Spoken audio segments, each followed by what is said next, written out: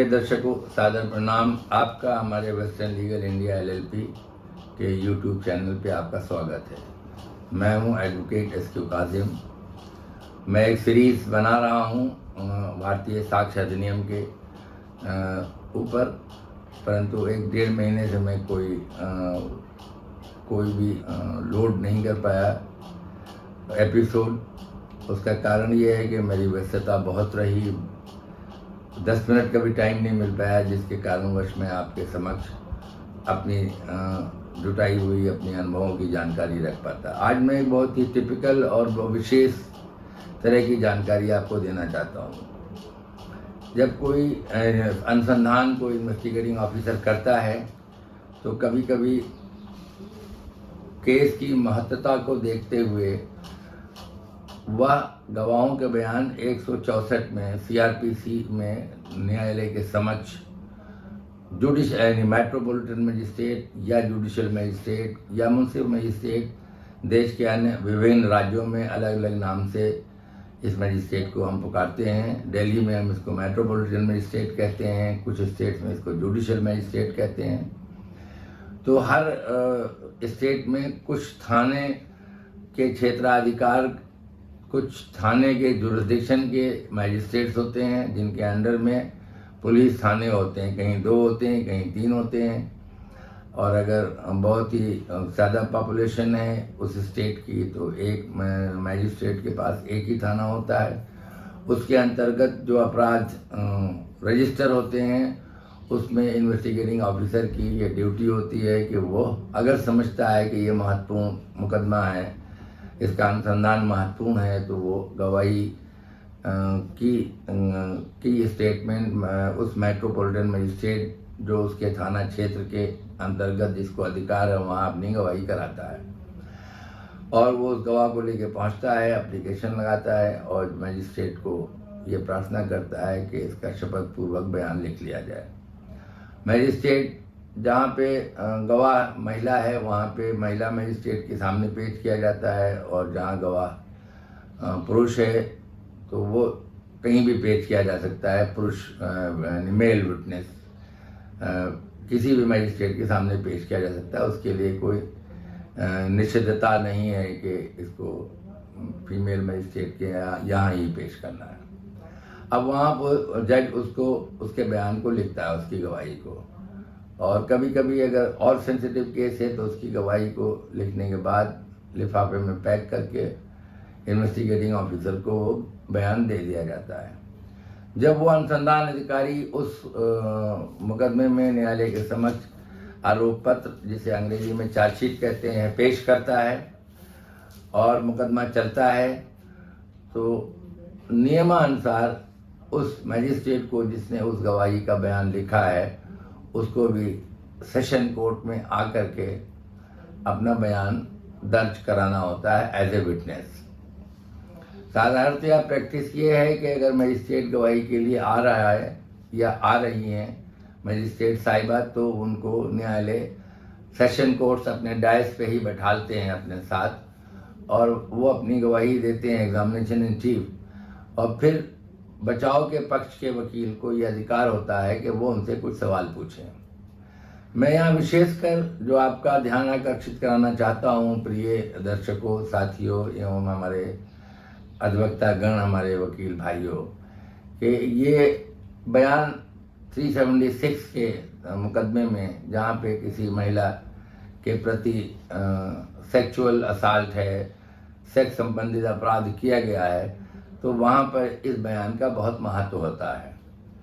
और विशेषकर ये बयान केवल महिला मेट्रोपॉलिटन मजिस्ट्रेट के द्वारा ही रिकॉर्ड करने की प्रथा है, और विशेषकर विभिन्न स्टेट्स के हाई कोर्ट के ये आदेश भी हैं कि केवल वह प्रोसिक्यूटिव्स, वह विटनेस जो कि महिला है, जिसके अगेंस्ट ये अपराध किया गया है, वो उसको अनुसंधान अधिकारी केवल मेट्रोपॉलिटन मजिस्ट्रेट जो कि महिला हैं उनके यहाँ ही इसका बयान दर्ज कराएंगे। अब जब हमें ट्रायल शुरू होता है, मुकदमा शुरू होता है, तो वो महिला मजिस्ट्रेट उस कोर्ट में आती हैं अपने बयान की पुष्टि के लिए। अपने बयान को प्रमाणित करने के लिए अपने द्वारा किए गए कार्य को कि ये वही महिला है जिसका हमने बयान लिखा था और ये वही बयान है। अब मैं आपको ये बताऊं कि प्रैक्टिस डिफेंस काउंसिल्स की, बचाव के पक्ष की प्रैक्टिस जनरली साधारणतया यही होती है कि वो जज साहब ने, तो उनका यही रोल है कि अनुसंधान अधिकारी, इन्वेस्टिगेटिंग ऑफिसर उनके समक्ष उस प्रोसिक्यूट्रिक्स को प्रस्तुत करें और वो उनका बयान लिख दें, उनका नाम पता पूछें, उनका बयान लिख दें जो भी वो बता रही हैं। ये बयान के अंदर सबसे पहले मैजिस्ट्रेट्स ये पूछते हैं कि आप भाषा पूछती हैं कि आप भाषा समझ रही हैं, नहीं समझ रही हैं, हिंदी समझती हैं, अंग्रेजी समझती हैं, आपकी आयु क्या है। यदि वो बयान करता या प्रोसिक्यूट्रिक्स 18 साल से कम है तो उसके विषय में और सावधानी वो जजेस लेते हैं बयान लिखते वक्त, उसको बहुत ही प्यार से काउंसिल करते हुए कि आप बिना डरे हुए निर्भीक होकर आप मेरे सामने बयान दे सकते हैं। ये सब सावधानियां जो उनको लेनी होती है वो लेते हैं। उसके बाद बयान दर्ज करके वही लिफाफे में रख के न्यायालय द्वारा सील करके इन्वेस्टिगेटिंग ऑफिसर, दैट इज अनुसंधान अधिकारी को देने की प्रैक्टिस है। चार्जशीट आरोप पत्र के बाद अब जब वो मजिस्ट्रेट साहिबा न्यायालय में हैं जिनको बचाव के वकील को क्रॉस एग्जामिन करना है, तो वकील लोग साधारणतया उस बयान को ऐसे ही लिख देते हैं और लिखते हैं कि आप ट्रायल जज को, ट्रायल के सेशन कोर्ट को ये कहते हैं कि कोई बात नहीं है, जज साहब का तो कोई विशेष रोल नहीं है, इन्हीं ने बयान लिखा, और वो बयान, अपने बयान की पुष्टि वो जज कर देते हैं, हाँ ये मेरे ही सिग्नेचर है, मेरे द्वारा लिखा गया बयान है। लेकिन मेरा आपको सुझाव ये है मेरे साथी अधिवक्तागण कि वहाँ पर एक डाउट है कि मान लीजिए हम जब तक कि कोई भी तथ्य प्रूव नहीं हो जाता, प्रमाणित नहीं हो जाता, हमारे नियम, कानून का नियम ये है, जब तक कोई तथ्य प्रमाणित नहीं हो जाता हम इसको ये नहीं कह सकते कि ये तथ्य प्रूव्ड फैक्ट है। अब प्रश्न ये है कि जो महिला पुलिस अधिकारी उस मैजिस्ट्रेट के कमरे में, चूंकि ये बयान सेकुलेटेड स्थान पे लिखा जाता है, ओपन कोर्ट में ये बयान नहीं लिखा जाता है 164 का मेट्रोपॉलिटन मजिस्ट्रेट के द्वारा,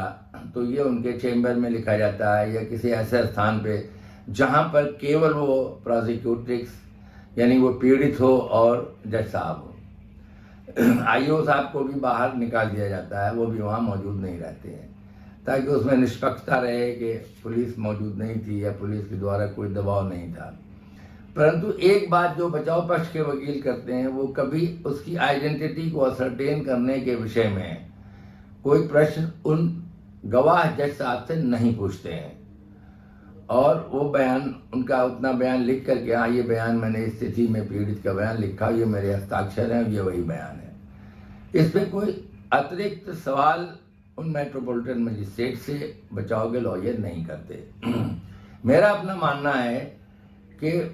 बियॉन्ड रीजनेबल डाउट यदि आपको तथ्यों को रखना है तो आपको ये प्रूव करना है,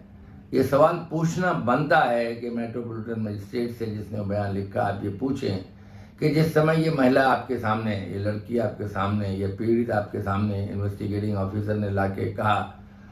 कि इसका बयान दर्ज होना है 164 में, तो क्या आपने उस पीड़ित का आइडेंटिटी का, उसकी प्रमाणिकता का कि वो एक अमुक लड़की है, आपने कोई कागज चेक किया, कोई आधार चेक किया, कोई आइडेंटिटी चेक की? ऐसी भी तो संभावनाएं हैं कि अमुक व्यक्ति, अमुक शिकायतकर्ता 164 का बयान या उसमें किसी को आरोपित करने का उसका इरादा ना हो और उसने मना कर दिया हो, और उसी के नाम से कोई दूसरी पीड़िता को पुलिस पकड़ लाई हो, न्यायालय के समक्ष, मजिस्ट्रेट के समक्ष उन्हीं ने पेश कर दिया हो कि ये अमुक लड़की, इसका नाम ये है। तो सावधानी के लिए, न्याय की सावधानी, न्याय की प्रक्रिया को शक्ति देने के लिए यह आवश्यक है कि बचाव का वकील इस प्रश्न को लर्नेड मैजिस्ट्रेट से, उस मैजिस्ट्रेट से जिन्होंने 164 का बयान लिखा है, ये प्रश्न जरूर पूछे कि जज साहब जब आपके सामने पुलिस इस लड़की को लाई तो पुलिस उसका नाम पता बता देती है, एप्लीकेशन में लिख देती है, क्या आपने किसी प्रकार के किसी आइडेंटिटी के आई कार्ड को जांच पड़ताल की कि ये वही अमुक लड़की वही लड़की है और इसका नाम क्या है?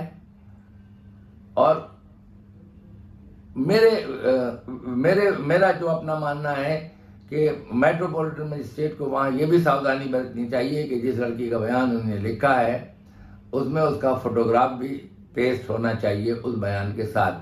जो वो मजिस्ट्रेट सावधानी हेतु उसका एक फोटोग्राफ भी वहाँ पे पेस्ट करें और उस फोटोग्राफ को अटेस्ट करें कि ये लड़की है जिसका ये बयान है। तब ये बयान पूर्ण रूपेण दोष रहित होने की प्रमाणिकता है। यदि ऐसा ये सावधानियां नहीं ली गई हैं तो ऐसी संभावनाएं हैं, मैं उसके प्रतिशत के बारे में आपको नहीं कह सकता कि कितने प्रतिशत संभावनाएं हैं, लेकिन ऐसी संभावनाएं हैं कि कुछ परिस्थितियों को देखते हुए पुलिस शिकायतकर्ता को बदल दे। शिकायत किसी ने की हो, शिकायत के एफआईआर लिखाने के बाद शिकायतकर्ता यानी वो पीड़िता और उस आरोपी के व्यक्ति प्रति जो एक क्षण में विवाद हुआ था उसको उन्होंने वो झूठा विवाद लिखा दिया हो पुलिस थाने में,